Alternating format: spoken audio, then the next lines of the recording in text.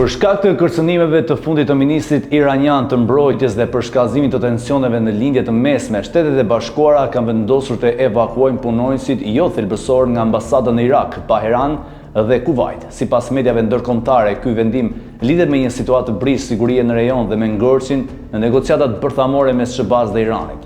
Channel 14 nga Izraeli raportoi gjithashtu se evakuimi ndodh në sfondin e mundësisë në një sulm të Izraelit ndaj objektivave bërthamor iraniane.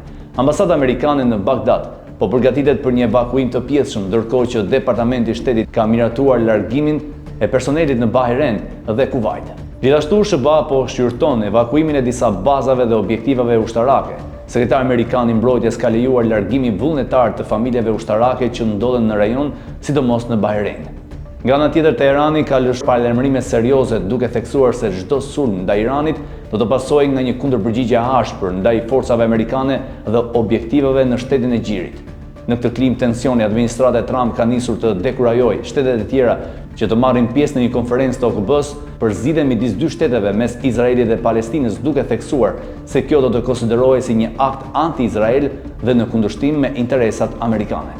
Ndërsa disa shtete si Franca, Arabia Saudite po i mbështesin konferencën, SBA-ja po rikonfirmon lidhjen e saj pro-izraelite dhe qëndrimin kundër njohjes së një shteti palestines pa marrëveshjen përfundimtare.